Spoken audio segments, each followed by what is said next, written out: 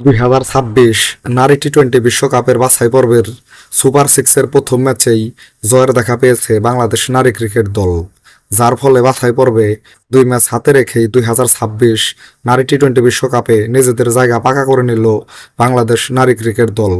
আজকের ম্যাচে তারা 39 রানের ব্যবধানে হারিয়েছে থাইল্যান্ড নারী ক্রিকেট দলকে। ম্যাচে প্রথমে টসে হেরে ব্যাট করতে নেমে ইনিংসের প্রথম বলেই দিলার আক্তারের উইকেট হারানোর পর 12 রানের মাথায় শারমিন আক্তারের উইকেট হারিয়ে চাপে পড়ে বাংলাদেশ। তবে এরপর জোয়াইরিয়া ফেরদৌস ও সোবাহানা মুস্তারির 112 রানের জুটির উপরে ভর করে নির্ধারিত 20 ওভারে 8 উইকেট হারিয়ে 165 রান করতে সক্ষম হয় বাংলাদেশ। দলের হয়ে সর্বোচ্চ 59 রান করেন সোবাহানা মুস্তারি। এছাড়া জোয়াইরিয়া ফেরদৌস 56 রান ও ঋতুমণি 15 রান করেন। থাইল্যান্ডের বোলারদের মধ্যে পুথাওয়াং 3 উইকেট, কামচম্ফু 2 উইকেট ও 1 উইকেট পান মায়া। 166 রানের টার্গেটে ব্যাট করতে নেমে ইনিংসের প্রথম বলেই 76 উইকেট হারিয়ে চাপে পড়ে থাইল্যান্ড। তবে এরপর চানথাম, কনচার ওয়েনকাই ও চাই ওয়াইয়ের ব্যাটে জয়ের দিকে এগিয়ে যাচ্ছিল থাইল্যান্ড।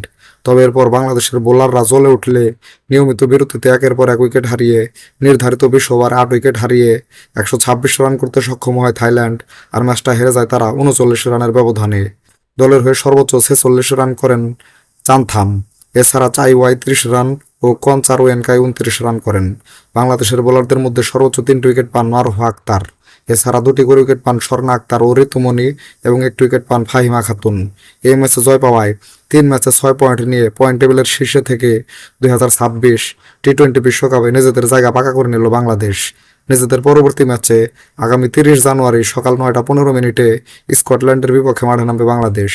তো বন্ধুরা, ভিডিওটা ভালো লাগলে একটা লাইক দিন, সাথে ক্রিকেট ও ফুটবলের নতুন নতুন আপডেট পেতে এখনই আমার চ্যানেলটাকে সাবস্ক্রাইব করে দিন। সকলকেই ধন্যবাদ।